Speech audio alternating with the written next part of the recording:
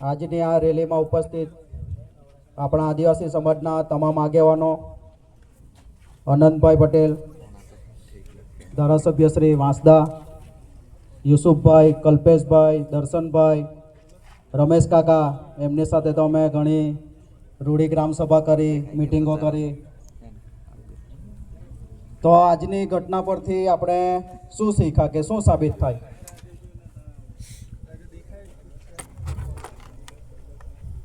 કાલે આજે આપણે કોલ આપ્યો કે પોલીસ સ્ટેશન ઘેરવાના. બરાબર, રાતના 10 વાગ્યા સુધી તો અહીંયા બધાના મોબાઈલ ઉપર ફોન આવતા હતા, સમાજના આગેવાનોના, અધિકારીઓના, કે ભાઈ ગમે જેમ આ રેલી અટકાવો. બરાબર ને આનંદભાઈ? મને એવો ફોન કર્યા ઘણા બધા. હું તો આનંદભાઈને ઓળખું જ નહીં, મેં તો શું વાત કરું? મારે એવો જવાબ આપવો પડ્યો. એ તો ત્યાં અમરતા આવે એટલે અમારે જવું પડે એમ. એટલે સમજવાનું આપણે એટલું કે આ પોલીસ વાળા જ્યાં સુધી આપણે આવું ભેગો થઈને એ લોકોને નોકરી જાય, એ લોકોની નોકરી જતી રહે કે સસ્પેન્ડ થઈ જાય એવું નહીં કરીએ ને ત્યાં સુધી એ લોકો પકડે નહીં. એવું જ થયું ને?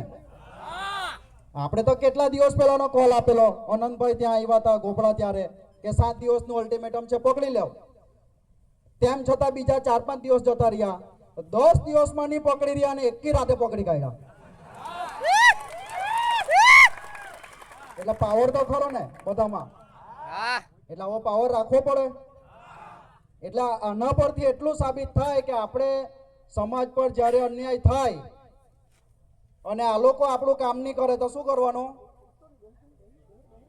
ભેગા થઈને એ લોકોની નોકરી જતી રહે તેવું કરવું પડે આપણે. બરાબર? સમાજના આગેવાનો પણ એ લોકો ઉપર પણ ઘણું પ્રેશર હતું કે ભાઈ તમે અનંતભાઈને સમજાવો કાલે ગમે જેમ આ નહીં કરે. તે લોકો શોધી લાવ્યા. ચાલો એકમાંથી તો બચી ગયા. શોધી લાવ્યા એટલે આપણું કામ તો પતી ગયું ને એ લોકો બચી ગયા.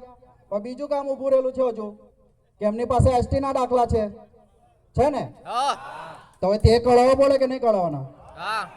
એટલે હવે આપણે એને પાછળ લાગવાનું. તેનું અલ્ટિમેટમ આપીએ કે ભાઈ આટલા દિવસમાં તમે આ કામ કરો નહીં તો મામલતદાર ઓફિસ ઘેર હું. બરાબર આનંદભાઈ?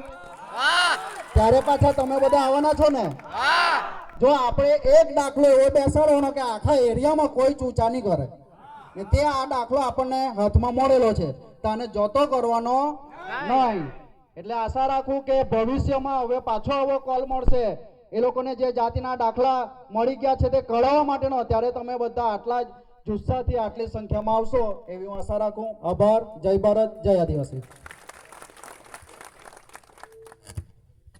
હવે આપણા વચ્ચે આપણા મહેમાન એવા